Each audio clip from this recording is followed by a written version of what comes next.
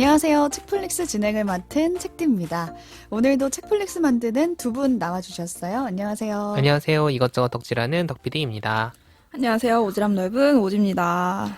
네, 오지님 왜 오셨어요? 오늘 인사를 제가 다시 할게요. 안녕하세요. 휴가 중인 오지입니다. 네네. 아니 원래 제가 휴가 중인데 그러니까요. 특별한 이야기를 좀 해야 될 것 같아서 제가 마스크로 얼굴 가리고 내가 회사에 온 사실을 아무에게도 알리지 마라. 알리지 마라 이러면서 되게 엘리베이터에서도 조용히 이렇게 타고 올라와서 제가 왔습니다. 그래서 옷 복장도 막 쪼리 신고 참 오니까 좀 자유롭네요.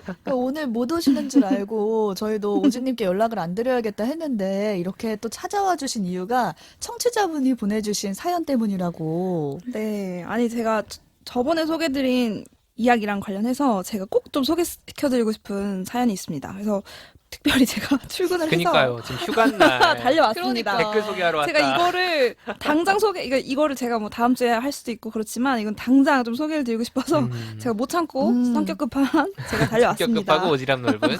어떤 건가요?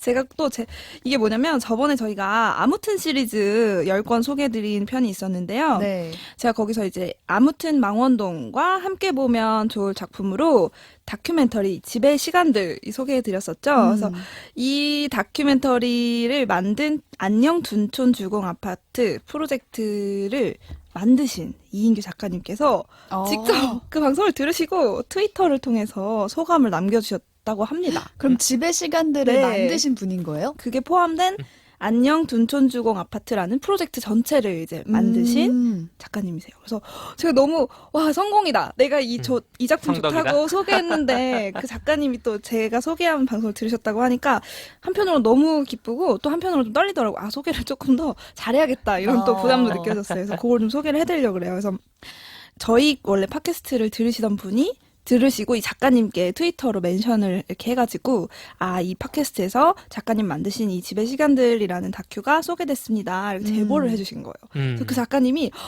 이제 찾아서 들어주신 거예요. 그러면서 그 소감을 이제 실시간으로 이렇게 스레드로 이렇게 트위터에 올려주셨는데요. 되게 재밌었어요. 처음에는 덕PD가 먼저 소개를 해주셨잖아요. 그래서 아무튼 메모였죠. 네. 그래서 이거 이 꿈과 이 기록과 내일을 만들어가는 이야기 그렇지 하는데 안 나오는 거예요. 그래서 이건 아니구나. 그래서 다음에 또 책디가 소개를 해주셨죠. 아무튼 딱따구리. 딱따구리 이 자연과 집과 인간과 근데 아니야 또. 그래서 결국 기다리던 끝에 이제 아무튼 망원동이 딱 나오니까 이거 빼박이다. 이거 빼박 우리다. 이렇게 생각을 하셨다고 합니다. 그래서 그러면서 오랜만에 뭉클해하면서 잘 들었습니다. 감사합니다. 아무튼 망원동 꼭 읽어볼게요. 라고 해주셨어요. 정말. 그래서 너무 제가 성덕이다. 그렇지. 우리가 소개한 작품의 작가가 이거를 들어준다는 그러니까요. 게.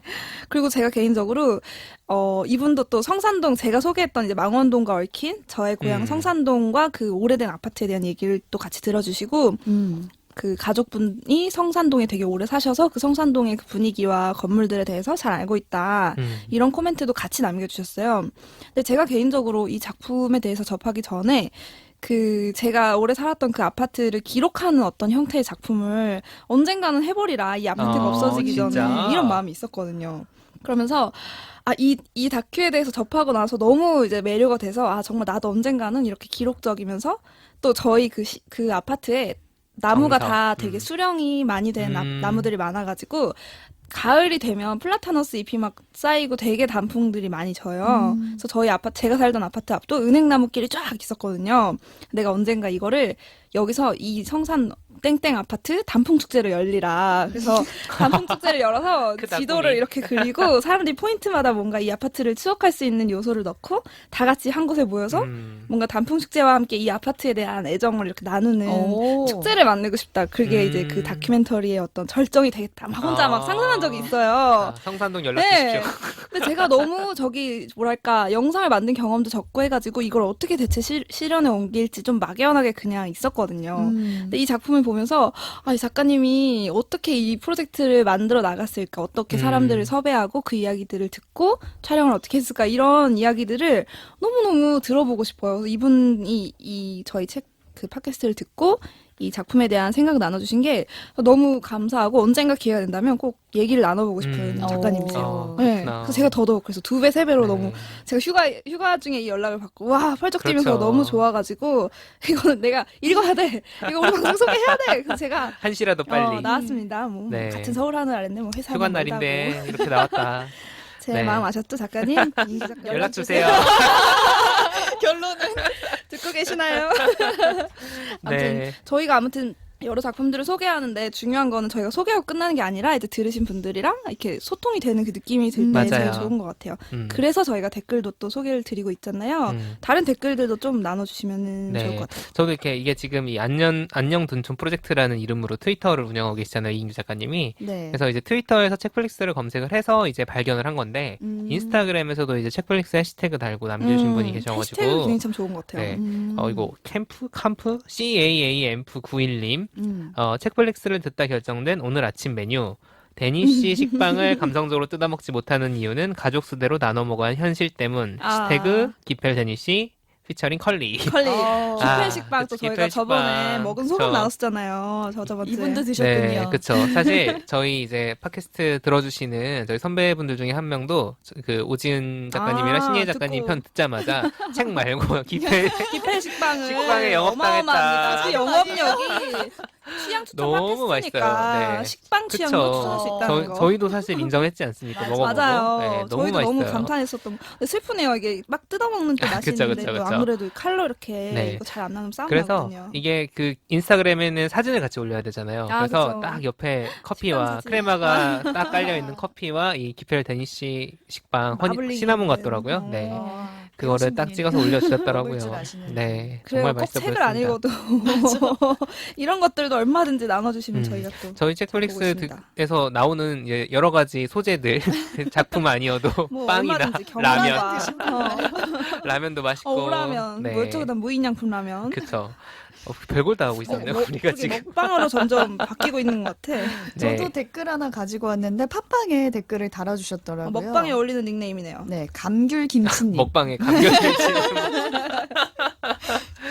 오지은님의 이나떠로 귀로나마 여행하고 신예희 작가님의 지속 가능한 반백수 생활부터 동질감을 느끼기도 하신대요. 왜냐하면 본인도 이제 자발적 비정규직이어서 신예희 작가님과 같은 프리랜서 프리랜서 생활을 하고 생활을. 계신 분인가 봐요. 그래서 이 책의 제목 돈지랄 돈 땡땡이라고 네, 쓰셨는데. 이게 제가 말했잖아요. 이 잘된 이유 중에 하나는 이거 아닐까. 네.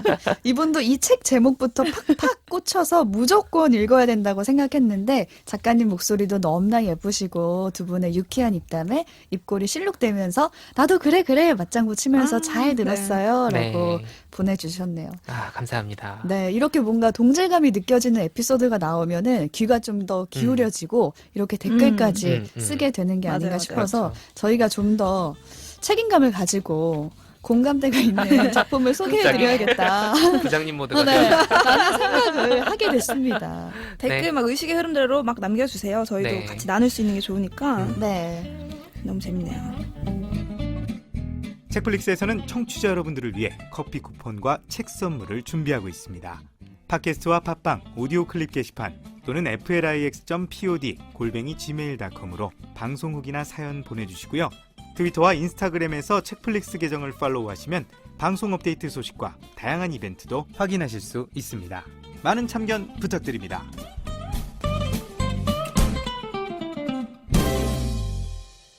어제 저희가 김광일 작가와 김구현 작가 두 분 모시고 책 대책 없이 요르단에 대한 이야기 나눠봤는데 혹시 두 분 이렇게 둘이서 여행을 떠나보셨거나 아니면 좀 소규모로 다녀오신 적 있으신가요? 저는 여행을 대부분, 그러니까 저한테 여행은 사실 거의 데이트의 연장. 아, 사실 다른 방식으로 여행을 가본 적이 거의 없다. 아. 네, 다른 방식으로 여행을 가본 적이 거의 없어서. 그쵸. 데이트의 일부로 네, 생각할 수도 데이트 있죠. 그래서 저는 혼자 안 가본 싸워- 적도 없어요, 심지어. 안 싸우시나요? 그러니까요. 안 싸워요. 사실 근데 평소에도 잘 안 싸워서 안 더듬으신 것 싸우는 거 같은데. 같고 못 오셨는데. 안 듣고 있기 싸워요. 때문에 안 싸웠었나? 안 싸. 싸웠었나? 아. 아무튼. 네, 그래서 저는 사실 이렇게 여행 갔다 오면 사이 나빠진다거나 여행 갔다 오면 반드시 싸운다 이게 사실 잘 모르겠더라고요. 또 모르죠. 이제 연인이랑 친구는 또 다를 수도 다를 수 있고 있죠. 사실 저는 가족 가족들이랑도 여행을 가본 경험이 아주 어렸을 때 말고는 거의 없거든요. 음. 성인이 된 뒤로는 거의 없어서 상상이 잘 안 돼요. 그래서 이제 막 좀, 모시고 여행 좀 갈까? 뭐 이런 생각이 들면 뭔가 항상 다른 문제가 뭔가 생기면서 못 가고 했었거든요. 그래서 저는 뭐, 딱히 이렇게 소규모로 갔을 때 싸우고 이런 경우는 별로 없었고. 제일 좀 길게 특이해요. 다녀오신 게 얼마나 되세요? 3주. 두 분. 3주? 3주? 와, 그러면- 난이도가 유럽 있는데. 삼주. 3주면은 그쵸. 절친도 근데 이게 또 싸우고. 너무 힘드니까 몸이 일단은 그냥 맞아요. 집 숙소 오면은 싸울 기력도 없어. 자야 돼. 오진님은요?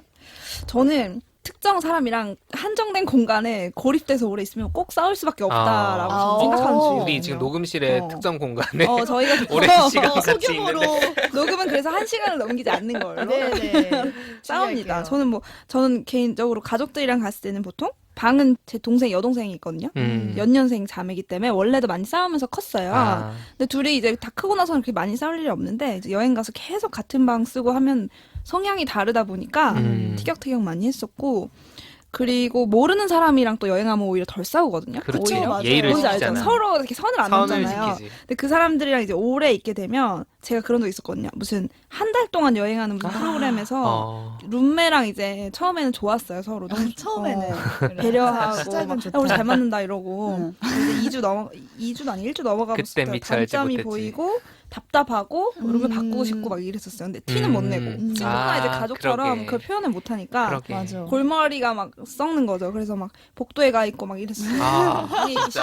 싫어가지고 제가 방에 있다 들어갔더니 그 룸메가 뭐 먹었나 봐요. 한국 음식을 깻잎 통조림이랑 다 햇반 돌려서 먹었나 봐요. 방에 내 자리에 막 깻잎이 튀어 나 깻잎 진짜 싫어하거든요. 아. 그때 정말 폭발할 뻔했죠. 이태리 아, 한복판에서. 진짜?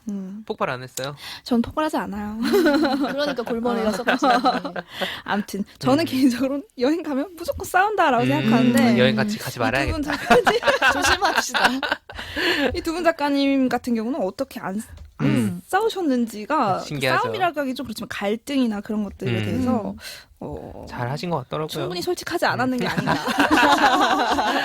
이런 의심을 해봅니다. 그렇죠. 책디님 책디는요? 어떠세요? 저는 친구들하고 갔을 때는 싸운 적이 진짜 전혀 없는 것 같고, 가족이랑 갔을 때 유난히 좀 잘 싸우는 것 같아요. 이게 예의나 서로 맞아요. 이제 지켜줘야 될 부분을 친구나 이제 타인에겐 잘 지키는 맞아요. 편인 것 그렇지. 같고, 가족은 그렇지. 가족한테는 아주 메뉴 선정부터 해가지고 음. 첫 끼부터 이제 난리가 나는 거예요. 맞아요. 고기를 먹냐 회를 먹냐부터 아. 해가지고.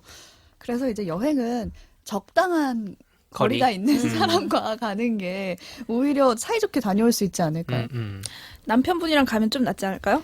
남편- 많이 맞춰주실 것 같아요. 왠지 서로. 네, 서로 그걸 많이 맞추고 싸워서 좋을 게 없다는 거를 현실적이다. 이게 현실이네. 어차피 같이 아. 와서 같은 방에서 그러니까. 자야 맞아. 되는데 그 싸울 수밖에 친구들은 없고. 헤어질 수 있잖아, 공항에서. 야, 잘 여행 가라. 끝나면 야 가 이렇게 하면 되는데 한 달 보지 말자 할 수 있는데, 한 달 보지 않을 수 없지. 아 맞네. 싸워서 좋을 게 없다. 명언이네요. 그렇죠.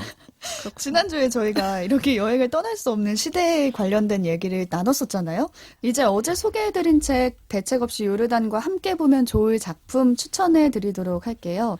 제가 먼저 소개해드릴게요. 제가 가져온 작품은 영화예요. 센트럴 인텔리전스. 이거 지금 핫한 거 아닙니까? 네, 이거 보셨나요? 안 아니요. 봤습니다. 요즘 넷플릭스 넷플릭스. 주말에 순위권에 계속 그러니까 올라와 있었어요. 이름 많이 노출되더라고요. 네, 그쵸. 2016년에 나온 거고 로슨 마샬터버가 감독을 한 건데 이 영화 주인공 때문에 아마 이제 많은 드웨인 분들이 네, 눌러본 게 아닌가 싶어요. 주인공이 저는 레슬링 선수로 이분을 맨 처음에 알았는데 원래 레슬러 출신이죠. 네, 맞아요. 이제는 영화 배우인 더 락, 더락. 드웨인 존스. 드웨인 드웨인 존스, 존스. 그리고 케빈 하트가 주연인 영화고요. 여기에서 케미 때문인지 그 뒤에 그 주만지 2에 두 분이서 또 캐스팅이 나란히 아. 되셨더라고요. 제 주만진 봤는데 네, 너무 그 재밌었어요. 두 분의 케미가 딱 있어요. 이 작품에도 맞아요. 그런 분위기가 나는데 제가 이 영화를 추천작으로 들고 온 이유도 이것 때문이거든요. 그러니까 어쨌든 두 남자의 이야기잖아요.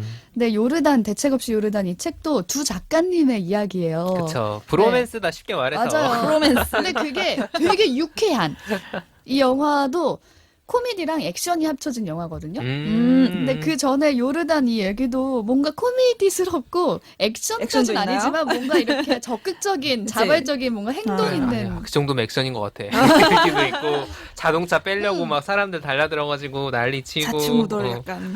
그런 게 그런 있었죠. 분위기가 좀 닮아 있어서 이 영화가 생각이 났고 또 대책 없이 요르단에서는 두 사람이 여행을 통해서 좀 서로 몰랐던 점을 알아가잖아요. 근데 이 영화에서는 학창 시절에 그냥 서로 잘 몰랐지만 친구였던 사람들이 다시 커서 만나면서 동창생들. 네, 서로 알아가게 되는 더 잘 알아가게 되는 이야기여서 이 영화를 준비해봤어요. 어떤 내용이에요? 두 사람의 이야기는 우선 고등학교 시절부터 시작이 되는데 케빈 하트가 연기한 칼빈은 학창 시절에 운동선수, 우선 운동선수 운동선수 그리고 인기 학생 많았겠네. 회장. 무슨 운동이죠? 핵인싸네. 잘 기억 안 납니다. 완전 핵인싸예요. 배규리 같구나 배규리. 인간 수업에. 학생 회장이 공부도 잘하지, 운동도 잘하지, 막 베스트 커플상에다가 이 졸업 때는 가장 성공할 것 같은 학생으로 꼽히기도 해요. 그런 걸 뽑아요? 진짜 핵이더라고. 그러더라고. 되게 비인간적이다. 성공할 것 같은 학생. 그래서 막 그 선생님이 내가 본 학생 중에 최고다 막 이런 식으로. 케빈 하트가요? 진짜? 네. 되게 비주얼적으로는 좀 그런 캐릭터 맡아본 적 없는 것 같은데 인싸 네, 캐릭터. 학생 그쵸. 때는 그렇습니다. 아. 네, 학생 때는 아주 음. 핵인싸의 우등생이었던 그런 음. 학생이었고 반면에 더 락이 연기한 밥스톤은 아싸예요. 좀 오, 되게 의외다. 네. 바뀌어야 될 것 같아 둘이. 그 그러게. 당시에는 뭔가 뚱뚱한 체격으로 어. 놀림을 받았고 그 학창 시절에 네. 그런 걸로 놀림 받는 사람들 많죠. 되게 왕따였던. 전형적인 구도네요. 그러니까. 네, 맞아요. 인싸와 아싸.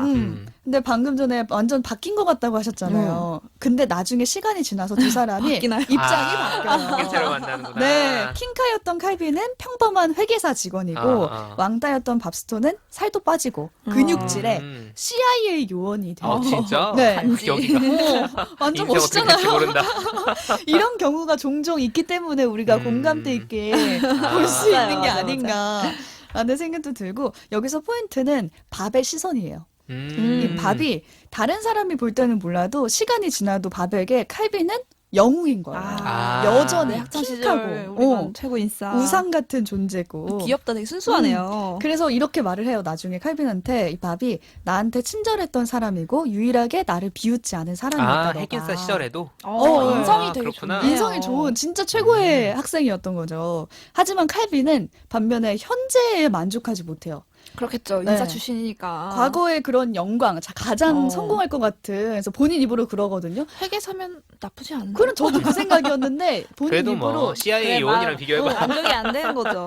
뭐 학창 시절 그런 기대에 맞추자면 그러니까. 자기는 도지사는 더 했어야 성공해야 되는데 되는데. 지금 뭐 회계사다라면서 자기의 직장인이다, 삶을 이렇게. 만족하지 못해요. 저런. 그렇구나. 이런 각자만의 자격지심과 상처를 지닌 두 사람이 서로를 통해서 치유되고 좀 성장해가는 과정을 그린 이야기인데 그래서 저는 이게 좀 다 큰 어른이 돼서 겪는 성장통 같은 느낌의 영화인 거예요. 좋네. 좀 뭔가 가볍긴 가벼운데 그 안에 작은 철학 같은 게 보여요. 작은 철학? 네. 큰 철학은 큰 아니지만. 철학은 힘들어.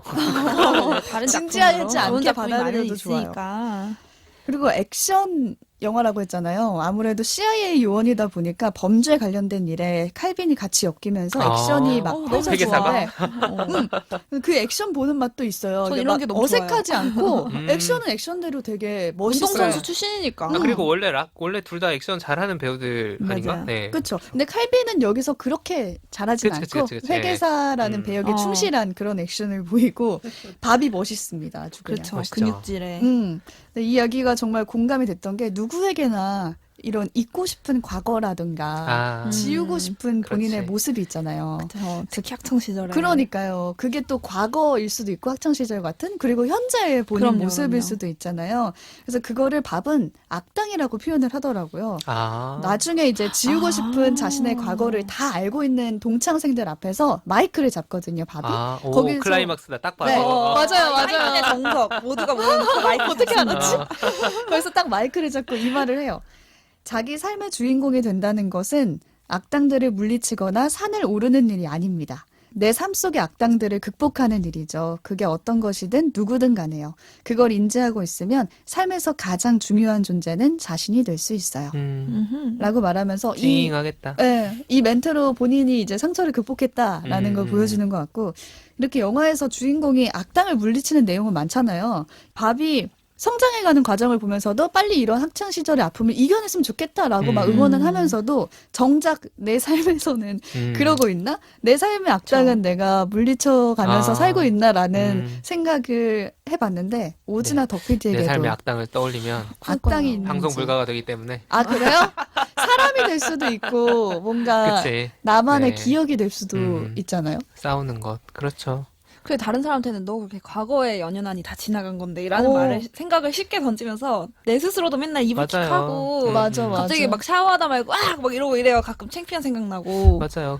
외면하고 싶은 내 모습 그 이런 매듭 지어지지 않은 과거의 어떤 그런 것들이 있잖아요. 그 맞아요. 친구 관계일 수도 있고 아니면 과거의 어떤 나의 모습일 수도 있고 저는 뭐 부모님과의 관계일 수도 있고 사실 청년 세대 중에는 아마 부모님과의 관계가 쉽지 않은 사람도 되게 풀리지 많을 않은 거예요. 채로 넘어가는 그게 되게- 게 많죠. 그게 되게 이제 쭉쭉쭉 가면은 뭐 가는 대로 사는 건데 사실 가족이 아까 여행하기 되게 힘들다는 얘기도 했지만 속내를 완전히 또 다 드러내놓고 오히려 더 대화하기 어려워요. 어려워요. 맞아. 뭐 그런 문제도 떠오르고 여러 가지 있네요. 그것들을 하나씩 참 매듭을 지어가면 살면 좋은데. 그러니까요. 이 그러니까요. 밥도 그거를 다 풀었다고 생각을 하거든요. 그렇지 나중에 않지. 뭐 나는 이제 뭐 기억도 잘 안 나고 괜찮아 학창 시절 이렇게 말을 하는데 자신을 괴롭혔던 그 학생을 나중에 커서 직접적으로 마주했을 때 아무 말도 못 하는 거예요. 막 그렇지. 어버버거리고 그래요. CIA 요원인데. 그렇죠. 그러니까 아직도 진짜 이게 많아요. 학창 시절 생각하면. 그러니까 그 시절의 우선순위 를 생각해 보면 그때 나한테 인생에서 제일 중요했던 게 지금 지나고 보면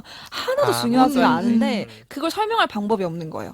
그걸 믿을 맞아. 수가 없고 예를 들면 진짜 작은 거 있잖아요. 교복이 1cm 줄이고 그게 진짜 그게 무슨 서장훈 스타일로 해야 돼. 그게 무슨 의미가 있지? 이런 게 있는데 그걸 지나고 나면 알잖아요. 근데 반대로 지금도 내가 되게 중요하고 심각하게 여기는 어떤 문제가 시간이 지나고 나면 별게 아닐 수도 있다라는 건 또 지금 믿을 수가 없어요. 그래. 그쵸. 그러니까 그 순간을 살아가는 사람만 사실 어떻게 느끼는 거라서 예를 들어서 우리가 뭐 30대라서 이제 지나왔으니까 이제 10대 그런 고민을 하고 있는 10대를 보면서 그 고민 다 맞아요. 지나가면 되네 이런 얘기 하는 게 되게 그러면 안 사실 되는 거죠. 중요한 게 사실. 아니야라고 하기에는 네. 중요한 문제일 그쵸. 수 있고 맞아. 나에게도 지나고 한편 반대로 위안도 되는 건 나한테 지금 심각하고 되게 중요하다 생각하는 게 나중에는 뭐 별거 아닐 수도 이것 있는 또한 문제구나. 지나가리라. 내가 성숙하고 우선순위가 바뀌면서 자연스럽게 해결될 수도 있겠구나라고 머리로는 생각을 하지만 마음속의 불안은 항상 걔가 악당이겠네요, 걔가. 언젠가는 밥처럼 이렇게 딱 악당과 마주해서 극복할 수 있는 순간이 왔으면 좋겠어요. 저는 그 얘기를 들으면 가장 그 기억에 남는 영화가 벌새라는 작년에 굉장히 핫했던 김보라 영화죠. 감독님. 김보라 감독님. 지금 미국에서 상영이 시작됐는데 난리가 났더라고요. 아주. 아, 그래요? 아, 진짜요? 장난 이게 아니에요. 한국 감성에만 통하는 게 유감을 아니구나. 하는구나. 원래도 국제영화제 상을 엄청 많이 받았잖아요. 맞아요. 몇십 관왕. 근데 되게 신기했어요, 됐는데. 저는. 이게 한국 정서에 딱 완전 오. 특화된 내용이라고 생각했는데. 그래서 그만큼 이제 명작이란 뜻일 텐데 그 김보라 감독님이 그 시나리오집이랑 같이 쓴 책이 있어요. 맞아요. 시나리오집은 이제 영화로 나오지 않은 부분까지 다 포함이 돼 있고 그리고 이제 여러 뭐 평론가들이라거나 다른 분들이 글을 같이 실어주신 부분 해서 책으로 나왔거든요. 벌새라는 제목으로.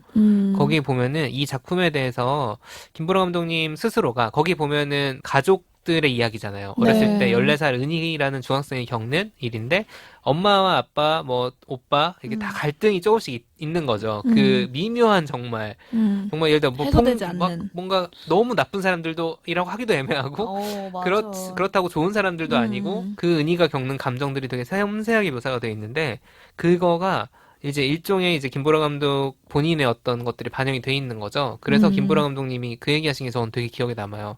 이 영화를 만들어가는 과정 자체가 가족들과 화해를 시도하는 과정이었다고 본인의 하시더라고요. 본인이. 그 직접. 네, 본인의. 워딩이 정확히 이런지 아무튼 이런 취지의 얘기를 하셨어요. 아 놀랍다 정말 이렇게 왜냐하면 예전에 있었던 그 감정들을 다 끄집어내 가지고 그러니까요. 모두가 같이 대면한 거잖아요. 그러니까요. 어떨까 과연 그랬을 때. 그런 용기가 발가 벗겨진 있어야지 기분일 것 같은데. 그걸 물리칠 수가 있나 봐요. 그니까 그런 생각이 드네요. 그게 또 악당과 싸우는 과정이었겠네요. 그니까 그 감독님께는. 딱 그 생각이 나네요. 제가 제주도로 촬영을 갔던 적이 있었거든요. 여기 다른 회사에서 일을 했을 때. 근데 그때는 프리랜서이기도 했고 되게 의뢰 입장이라고 생각했던 것 같아요. 근데 그 촬영 과정에서 불쾌한 스킨십을 했던 사람이 있었어요. 이제 등산하는 과정에서. 욕할 뻔했어. 네, 근데 이제 그때의 감정이 아직도 잊혀지지가 않는데 근데 뭐라 그럴까? 그게 제 안의 악당이었던 것 같아요. 아. 왜 그때 거기서 너는 말을 하지 못했을까? 이게 뭔가 나에게 화살을 돌렸던 거죠. 아. 왜 그때 너가 왜 그때 뭐하러 이렇게 말했어야 우리야? 됐는데. 거기서 뭔가 딱 맞아요. 말을 했어야 되는데 그냥 가만히 있던 너가 바보 아니야? 뭐 약간 이런 생각을 하고 있었던 거예요. 근데 생각해 보니까 그건 아니었던 것 같아요. 그 사람이 나쁜 사람인 건데. 근데 이 악당을 물리치기 위해서는 그 사람과 대면할 용기는 저는 없고 뭐 심각한 건 아니었지만 제 입장에선 기분이 나빴거든요. 그래서 그 산을 이번 여름에 남편과 한번 그러니까 기억을 덮어 쓰는 거 되게 거예요. 중요해요. 네. 저도 그런 거 많이 해요. 그래서 저에게 물리치는 방법은 이 정도 밥 같은 용기는 저는 없어요. 아직까지. 그 대신 더 좋은 기억으로 덮고 싶다. 이런 생각이 네, 들더라고요. 좋은 것 같아요. 그래서 삶의 주인공이 되는 느낌을 가장 많이 받는 순간이 여행이 아닐까 싶어요. 뭔가 주체적으로 결정을 하고 행동하고 맞아. 살아있음을 느끼는 가장 중요한 그 순간들이잖아요.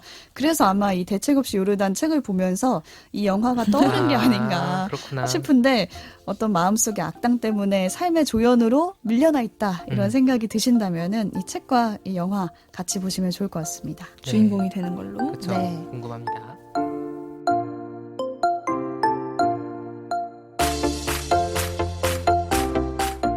이번에 덕 PD가 준비해 오셨죠? 저는 자 여행병 치유하기 위한 작품 저희 지난주에 많이 소개해드렸죠. 네. 대책 없이 요르단 하면 딱 여행이 떠오르긴 하는데 네. 이번 주에는 그래서 또 다른 특징을 뽑아봤어요. 사실 책디도 지금 두 남자의 케미가 있는 버디물, 브로맨스물 이런 거죠. 남자 둘이서 꽁냥꽁냥 케미가 넘치는 이야기다. 이런 게 많아요, 세상에. 엄청 많아요. 뭐 동서양 가리지 않고 영화, 드라마, 맞아요. 장르도 가리지 않고 뭐 당장 떠오르는 거면 라디오스타, 뭐 파이트 클럽, 최근에 불안당 최근까지는 아닌가? 셜록 뭐 이런 것도 사실 다 그렇죠. 하다못해 동물 1, 사람 1로 구성된 버디물도 상당히 그렇지. 많습니다. 예.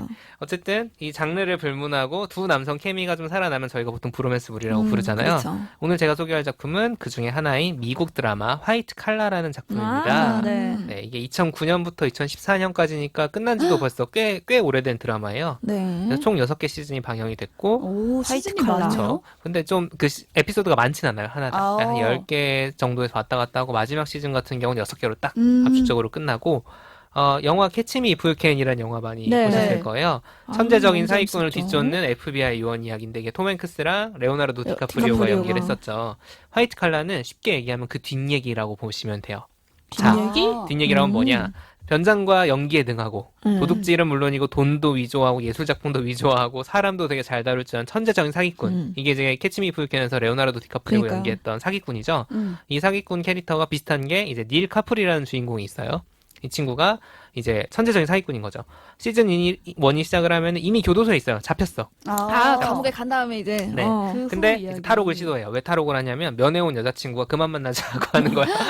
그 여자친구 잡기 위해서 그래서 약간 군대 타령하는 뭐 그런 영화에서 이런 그치. 거 많이 봤는데. 그래서 잡기도 힘든 이 사기꾼이 탈옥했어. 자, 그러면 누가 나서야 될까요?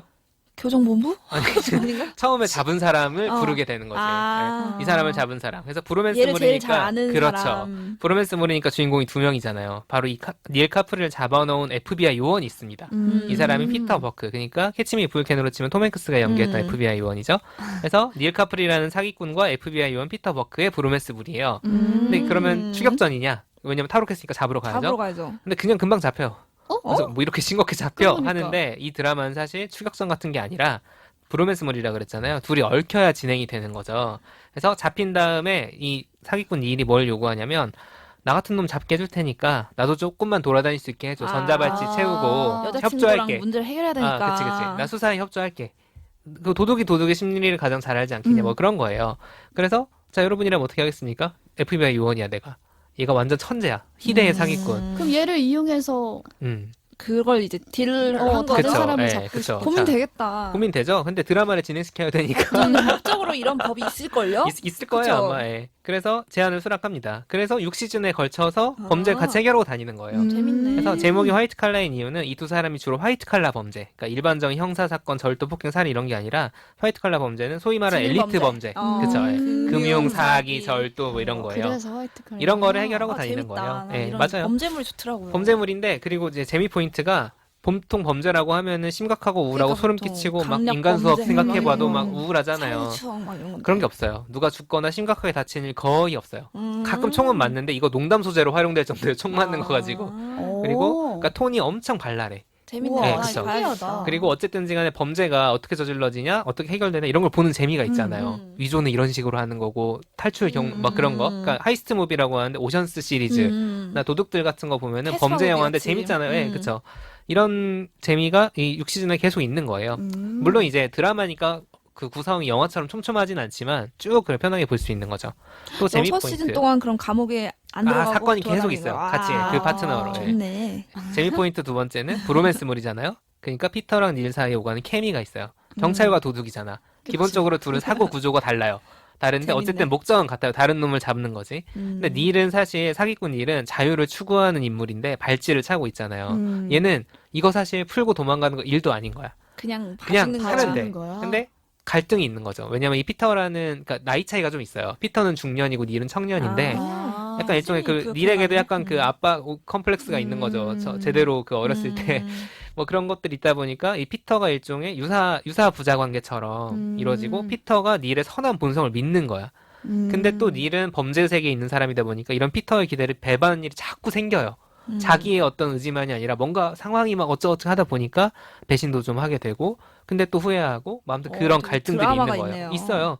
그러면 또 이제 피터 입장에서 내가 너를 얼마나 믿었는데 나한테 이러니 어. 이럴 수 있잖아요. 그러니까 서로 상처받고 한바탕 하고 아무튼 이 유사 부자 관계 난리 부를 수가 있는 브로맨스가 거예요. 있는 네. 브로맨스가 약간 애매하네. 부자맨스. 네. 근데 어쨌든 기본적으로 브로맨스물이 이 감정의 교감이 되게 재밌어요. 그러네요. 그리고 이런 갈등이 없을 때는 둘이서 막 주고받는 농담이 되게 사람 피식피식 웃게 만드는 뭐 그런 엄청 막 박장대소하고 이런 건 아니지만 어쨌든 재밌게 볼 수 있고 조연들이 되게 매력적이에요. 제가 지금 스토리 설명을 특별히 안 드리는 게 매번 범죄가 있고 그걸 해결하고 아무튼 그런 식으로 가다 보니까 막 크다란 스토리 라인이 있다기보다는 뭔가 진행은 되긴 돼요. 이 일이 결국 어떻게 될 것인가로 가는 길이잖아요.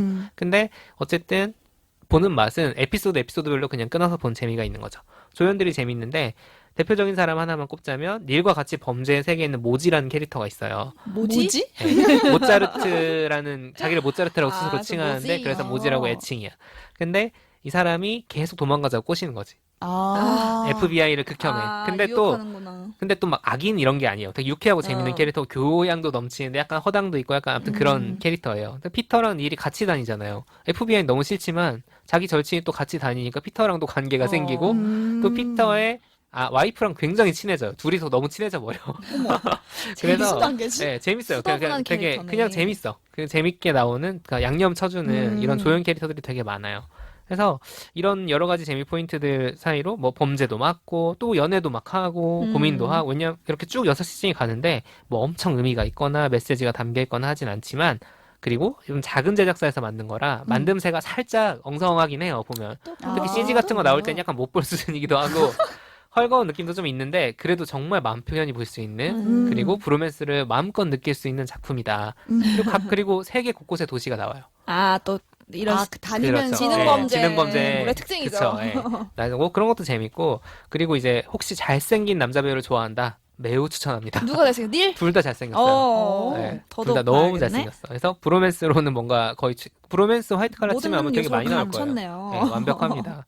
그래서 뭔가 좀 이 대책 없이 요르단 같은 책을 보면서 여행에 대한 생각을 해볼 수도 있지만 이런 남자 둘이 벌이는 재밌는 일에 대한 이야기도 볼 수 있다. 그래서 화이트 칼라라는 작품을 추천해봤고 안타깝게도 이게 왓챠 플레이에 있었는데 사라졌습니다. 그러면 그리고 어디서 넷플릭스에 봐요? 없어요. 여기서 우리의 만병통치약인 네이버 시리즈에 있습니다. 네이버 시리즈 최후의 보름. 만화 없으면 찍고 글로 있는데. 가라. 되게 조용한 야, 강자네요. 충격적이야. 네이버 시리즈 다 모든 게 갖고 있다. 있어. 네. 왜냐면 이 화이트 아무도 칼라가 모르는데. 저는 이제 실시간으로 봤거든요. 근데 이게 인기가 많았어요. 실제로 방영 당시에는 꽤 인기가 있었어요. 물론 이제 뭐 이야기가 엄청 대단하진 않지만 그 뭔가 좋아하는 문법으로 한국 사람들이 오히려 이게. 펼쳐지니까 인기가 좀 있어가지고 네이버 시리즈에서 챙겨 놓은 게 아닐까. 그 캐치미 이프 캔에도 보면 크리스마스였나요? 도망 다니는 입장에 있는 디카프리오가 네. 전화를 계속 걸어요. 자기도 주변에 아무도 믿지 못하고 그 크리스마스 같은 날에 전화할 가족이나 친구 한 명도 없는 거예요. 그러니까 얘랑 얘를 잡으려고 혈안이 된 이 톰 행크스가 맡은 캐릭터에게 전화를 거는 거예요. 그래서 서로 둘 다 그 외롭게 있는 거예요. 그 흥겨운 날에 만날 사람도 없이. 그래서 그걸 서로 알아. 너도 나 말고 전화할 사람도 없잖아. 이러면서 막 그쵸. 둘이 티격태격하는데 그게 되게 애정이 말 그대로 서로 브로맨스. 유대감이 막 형성되면서 좀 되게 이런 환상은 비현실적일 수 있지만 그런 분위기를 막 자아내는 거예요. 그래서 둘이 같이 나오는 씬은 정작 거의 없어요. 사실 맞아. 계속 쫓아다니니까. 쫓기는 관계이기 때문에 근데 마치 둘이 어떤 여정에 같이 가는 것처럼 맞아요. 그런 느낌을 주는 게 작품에서 같이 재밌었죠. 소개해 주셨길래 저도 음. 재밌게 봤던 기억이 나서 항상 쌍으로 묶여 다녀요. 화이트 칼라를 소개하기 위해선 캐치미 이프 유 캔을 당연히 볼 수밖에 비슷한 없죠. 정의 장르와 왜냐면 캐릭터니까. 시간적으로도 이어지는 얘기가 그쵸. 돼버리니까.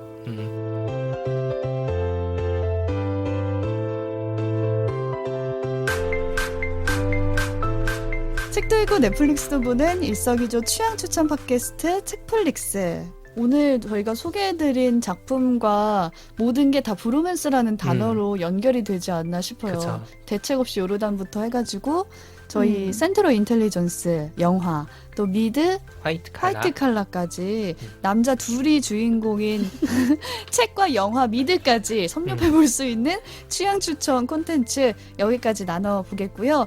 청취자 여러분 즐겁게 들으셨다면 좋아요와 댓글, 입소문 부탁드리고요. 덕PD 저희 다음 에피소드가 이미 정해졌더라고요. 네, 제가 지난 주말에 거의 강력 4개월 만에 추천을. 영화관에 네. 가서 본 영화가 있는데 야구소녀라는 음. 이주영 배우 주연 저 영화가 오늘 제가 보러 본 와요. 다음에 오늘 예매했어요. 오. 그럼 휴가에 영화 보러 말잘 간다. 듣는 책플릭스 때문에 제가 영화가 끝나고 크레딧이 올라갈 때 저희 톡방에 얘기를 했죠. 야구소녀 반드시 볼 것. 크레딧이 올라갈 때 미쳐 네, 여운이 이거- 남은 상태에서 이거 무조건 해야 된다. 그래서 제가 이 영화를 부산 국제영화제 가서 보려고 했는데 못 봤구나. 실패해가지고 아, 진짜요? 예매에 정말 인기 보고 많았나 싶었던 네, 영화인데 지금 영화관에 절찬 상영 중. 많이 네. 있더라고요. 네. 관이 저는 약간 독립영화처럼 설명해 주셔가지고 독립영화예요. 없으면 네. 어떡하지 했는데 개봉관이 많더라고요. 네, 그래서 바로 꼭 예매했습니다. 가서 오늘 저녁. 보시고 그리고 기대된다. 청취자 여러분들도 보시고 들으셔도 좋을 것 같아요. 그러니까 보고 저희가 들으면 또 재밌을 네. 거예요. 저랑 같이 네. 수다 떨고 이런 느낌으로. 저희가 이번에는 약간 리뷰하면서 이제 뒷부분에 약간 스포일러 경고를 드리고 그 결말에 대한 얘기도 좀 하면 좋을 것 같아서 보시면은 더 아하. 즐겁게 들으실 수 있을 것 같습니다. 이거 미리 보고 들으시면 좋으시겠네요. 네, 진짜. 좋겠네요. 네, 저희는 다음 주에 영화 야구소녀에 대한 리뷰로 함께 돌아오도록 하겠습니다. 감사합니다. 감사합니다. 감사합니다.